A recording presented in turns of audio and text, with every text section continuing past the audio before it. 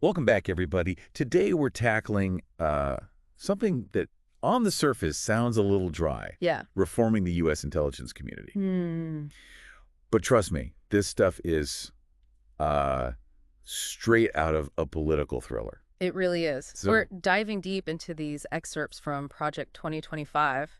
And yeah. this is like a playbook for how some folks envision a future conservative president, reshaping U.S. intelligence.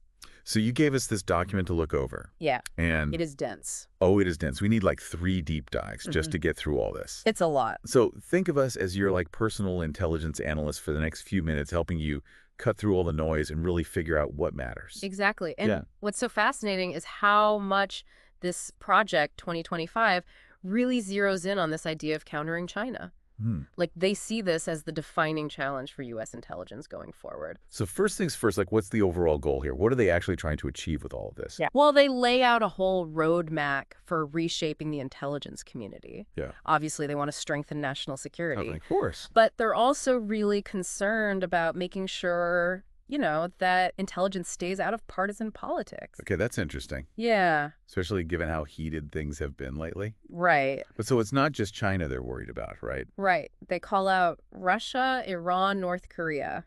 Okay, the usual suspects. It's the usual suspects. Yeah, but Wow. China is definitely the main focus. Okay, so let's get into some of the specifics. Okay. One thing that really jumped out at me was this idea of like giving the Director of National Intelligence, Yeah. the DNI, Uh-huh. way more power. Yes. Why is that so important to them? Well, because right now the DNI is kind of like a conductor without a baton.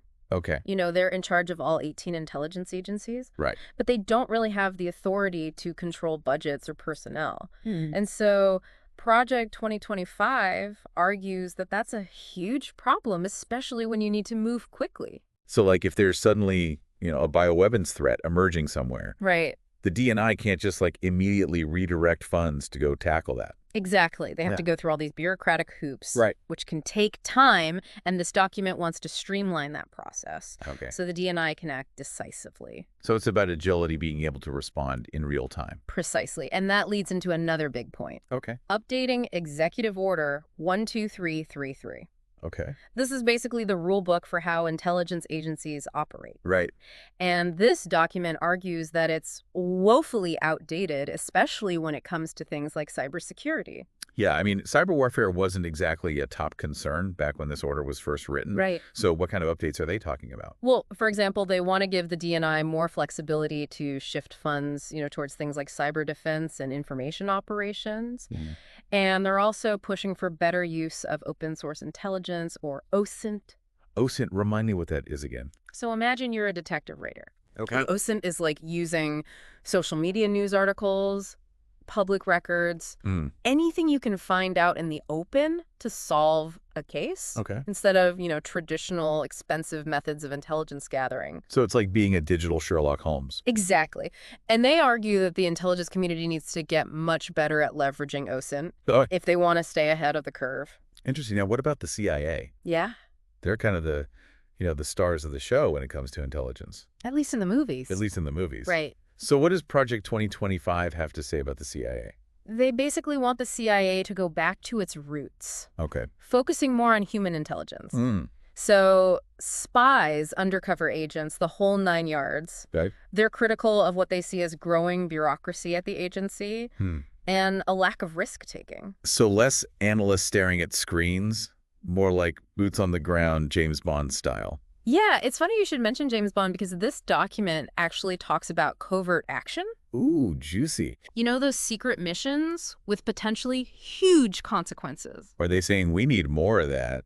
More sneaking around and secret ops? Well, they acknowledge it's a powerful tool, Right. but they stress it needs to be used wisely. Yeah. They call for a clear strategy, Mm. careful consideration of potential blowback before any covert action is taken. Makes sense. You don't want to start a war by accident. All right. Speaking of things you don't want to do by accident. Yeah. This document seems really concerned about intelligence being used for political purposes. They're adamant about it. Okay. They want to see harsh penalties for leaks. Yeah. Especially those involving domestic politics. Right. And they're calling for a huge emphasis on political neutrality in training. So basically making sure that the intelligence community serves the country. Exactly. not a particular party or agenda. They see that as fundamental to maintaining public trust Right. and ensuring that intelligence is used effectively. Okay, so we've got uh, more powerful DNI, a modernized rule book, a CIA full of spies, Right. and this commitment to keeping intelligence out of politics. Yeah. But what about this China threat they're so focused on? Yeah. What are they actually proposing we do about it? Well, this is where things get really interesting Okay. because they advocate for a whole of government approach to countering China. Mm. It's not just about spies and satellites. It's about using every tool at America's disposal. Okay, so what does that even look like in practice? Like, give me an example. So think about economic intelligence. Okay. They argue we need to be much more aggressive in gathering information about China's economic activities, its vulnerabilities, its strategic goals. They even suggest revising laws like FAR, the Foreign Agents Registration Act, to counter Chinese influence operations. So it's like playing offense, not just defense. Right. And they also call for a major shift in intelligence analysis itself. Okay. They argue we've become too focused on short-term tactical intelligence. Okay, so like tracking down individual terrorists. Right. Responding to immediate crises. Exactly. And they say this focus on the immediate has come at the expense of long-term strategic analysis. They want to see a shift towards anticipating future threats. Okay. And developing strategies to address them before they become crises. So like the difference between playing checkers and playing chess, right? Right. One is about immediate tactics. Right. The other is about thinking several moves ahead.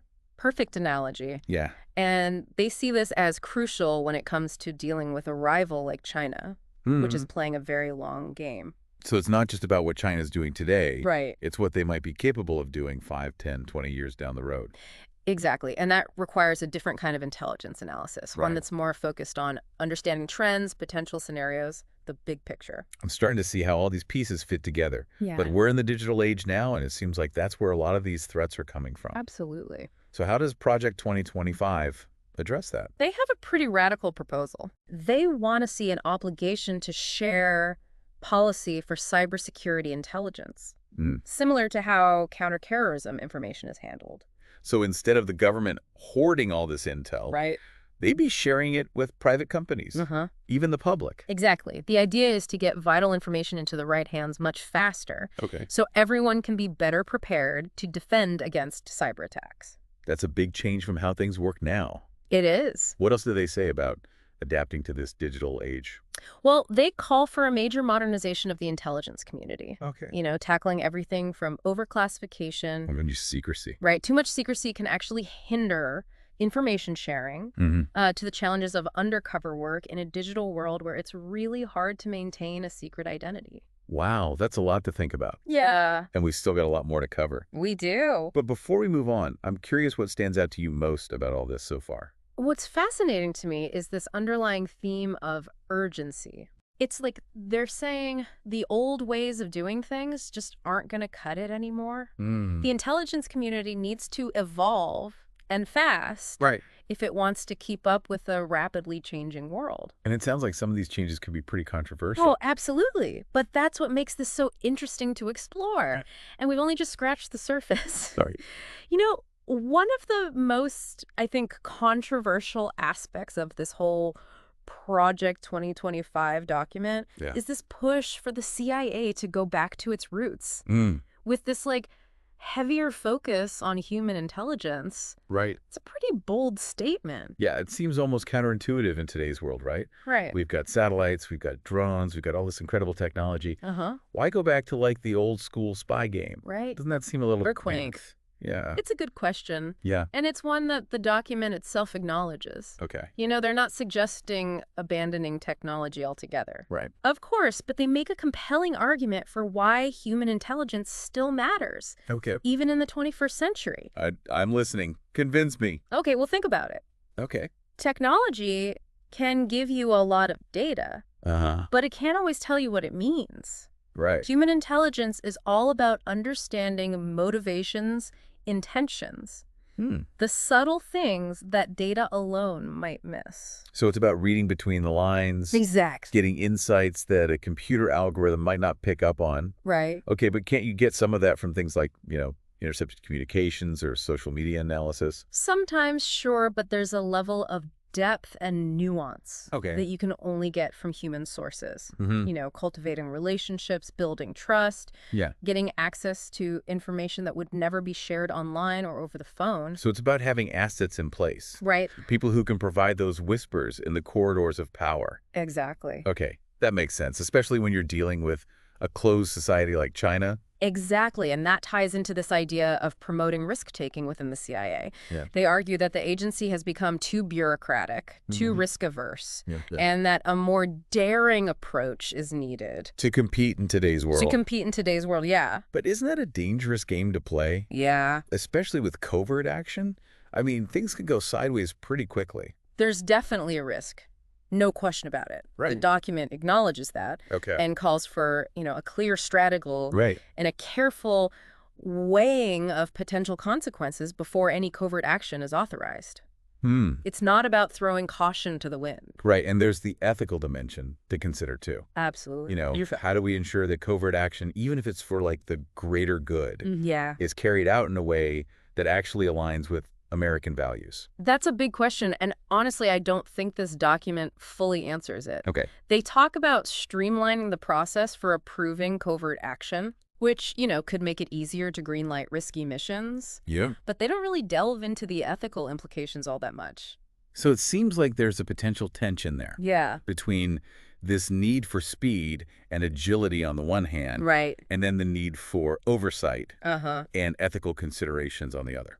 Absolutely. It's a tough balance to strike. Yeah. And that tension really comes to the forefront when we talk about this document's obsession with preventing the politicization of intelligence. They really hammer that point home, don't they? It's a major theme throughout the document. Yeah. They're advocating for harsh penalties for leaks, particularly those aimed at damaging political opponents. And they want to see a renewed emphasis on political neutrality in training. So it's like they're trying to create this firewall between intelligence and the political arena. Right. Which is a noble goal. Yeah.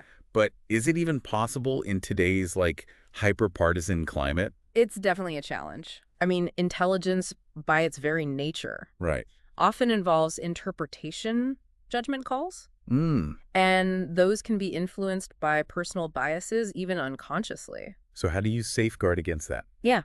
How do you make sure that intelligence analysts are truly objective? Well, the document suggests things like mandatory ethics training, stricter vetting procedures for intelligence professionals, and even promoting a culture of dissent within agencies. Dissent? Do you mean encouraging people to speak up? Yeah. Even if their views go against the grain? Exactly.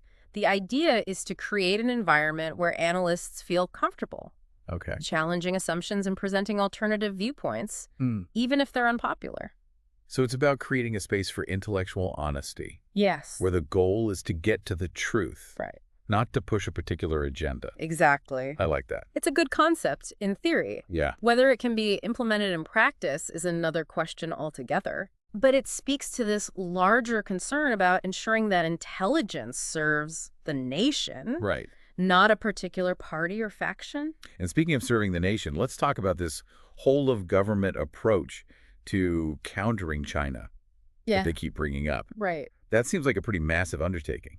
It really is. They're basically saying that every part of the U.S. government, from intelligence agencies to the military to economic and diplomatic institutions, needs to be involved in this effort. Okay, but what does that actually look like on the ground? Yeah. Give me a concrete example. So take economic intelligence. Okay. They argue we need to be much more aggressive in gathering information about China's economic activities, its vulnerabilities, its long-term strategic goals. Right.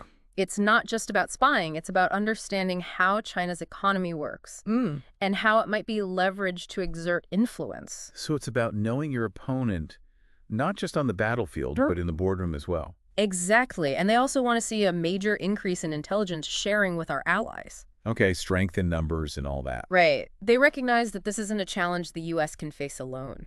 But isn't there a risk of overreach here? Yeah. Of viewing every action China takes as a threat Right. and responding in a way that could actually escalate tensions. It's a valid concern. Yeah. And that's why they emphasize the need for a clear strategy Mm-hmm. for distinguishing between legitimate competition Right. and actions that truly threaten U.S. interest. It's not about starting a new Cold War. It's not about starting a new Cold War, right? Right. It's about choosing your battles carefully and making sure every action you take is strategic, Right. not just reactive. And it's also about recognizing that China is a complex actor Yes. with its own internal dynamics. Right. It's not a monolithic entity. Right. There may be areas where cooperation is possible, even while we're competing in others. So it's about finding ways to manage this relationship, to prevent it from spiraling out of control. Precisely. And that brings us to another key point in the document. Okay. The need for a shift in intelligence analysis itself. Okay. They argue that we've become too focused on short-term tactical intelligence. Like chasing down individual terrorists or responding to immediate crises. Exactly. And they say this focus on the immediate has come at the expense of long-term strategic thinking. They want to see a shift towards anticipating future threats Right. and developing strategies to address them before they become crises. It's like the difference between playing checkers and playing chess, right? Uh-huh. One is about immediate tactics. Yeah. The other is about thinking several moves ahead. Perfect analogy. Yeah. And they see this as crucial when it comes to dealing with a rival like China, which is playing a very long game. So it's not just about what China's doing today. Right. It's about what they might be capable of doing 5, 10, 20 years down the road. Exactly. And that requires a different kind of intelligence analysis. One that's more focused on understanding trends, potential scenarios, the big picture. Okay. It's about moving away from this idea of intelligence as providing definitive answers and seeing it more as a tool for managing risk. Right. For making the best possible decisions in a world that's inherently uncertain. And that's where this call for an obligation to share cybersecurity intelligence comes in. Right. Right. They recognize that in the digital age, threats can emerge from anywhere at any time. Absolutely. It's not just nation states anymore. Right. It's hackers, criminal organizations, even lone wolves. Right. With enough technical expertise to cause real damage. Exactly. And they believe that the government needs to be much more proactive about sharing information with the private sector, with companies that are on the front lines of defending critical infrastructure. So it's like a neighborhood watch program, but for the digital age. Exactly. Everyone has to be vigilant. Everyone has to share information if we're going to keep our network secure. Precisely. And it's not just about sharing information. Right. It's about modernizing the entire intelligence community, making it more agile, more adaptable. They talk about tackling things like overclassification. Too much secrecy, right? Yeah. Didn't someone once say that classification is a way of covering up mistakes? Well, there's definitely a balance to be struck. Yeah. But this document argues that too much secrecy can actually hinder our ability to defend ourselves. They want to see information declassified more quickly and efficiently so it can get into the hands of those who need it. And they also talk about the need for real-time auditing. Yes. Of who accesses sensitive data. Right. It's about accountability and preventing leaks, but it's also about recognizing that in the digital age, information is power. The more we can safely share, the better prepared we'll be to face these new challenges. And then there's the challenge of undercover work. Yes. In a digital world where everyone's leaving a trail of data everywhere they go. It's a real problem. Yeah.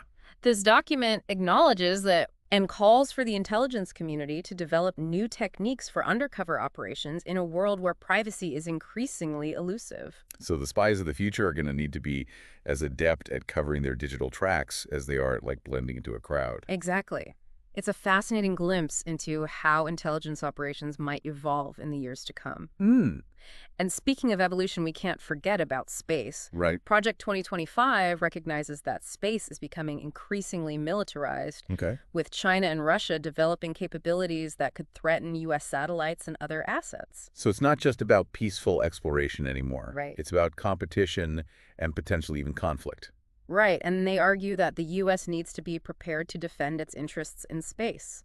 That means closer collaboration between intelligence and military agencies, sharing satellites, coordinating operations, potentially even developing joint space-based weapons systems. Wow.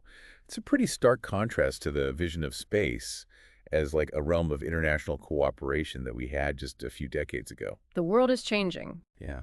And this document is very much a reflection of that. It's a call for the intelligence community to adapt, to evolve. Right. To be prepared to face the challenges of a world that's becoming increasingly complex and dangerous. We've covered a lot of ground here. We have. From the nuts and bolts of intelligence gathering to the high-stakes world of covert action. But now I think it's time to take a step back. Okay. And consider the bigger picture. Right. What are the potential consequences of these proposed reforms? How could they reshape the intelligence community and its role in American society? Yeah. Because some of these proposals, if implemented, would have far-reaching implications. Okay, so we've really explored the nitty-gritty details of Project 2025. Yeah. From spies to satellites, covert ops to cybersecurity, but what does it all mean in the grand scheme of things? Well, one of the biggest takeaways for me is this push for greater executive control over intelligence. Yeah. They want to give the president a lot more power to direct intelligence activities, set priorities, even influence personnel decisions. That's a pretty significant shift. It is. I mean, doesn't that potentially upset the balance of power between the different branches of government? Potentially, yeah. Congress has a big oversight role when it comes to intelligence, right? Absolutely. Yeah. They control the budget, they hold hearings, they investigate wrongdoing. Right.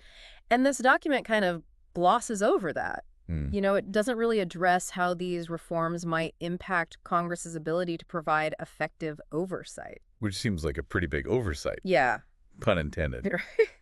I mean, what's to stop a president from using intelligence for their own political gain if there's not enough oversight? It's a valid concern, and it ties into another issue. This document's focus on cracking down on leaks, while preventing intelligence from being misused is obviously important. You also don't want to create an environment where legitimate whistleblowers are afraid to speak out. It's a tricky balance, right? It is. You need to protect sensitive information. Right. But you also need to ensure accountability.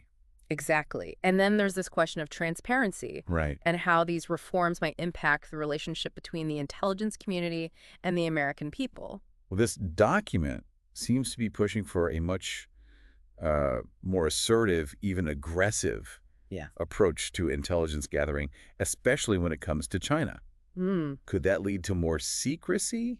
Potentially. A more expansive view of national security? It's possible. Could it even infringe on civil liberties? Those are definitely risks to consider. If we're constantly on the lookout for threats, right, it can be easy to justify, expanding surveillance powers and eroding privacy protections in the name of security. So it's like that old saying, those who would give up essential liberty to purchase a little temporary safety deserve neither liberty nor safety. Exactly. It's a tension that's been present throughout American history. Yeah. And these proposed reforms definitely bring it to the forefront. So let's bring this back to our listener for a second. Okay.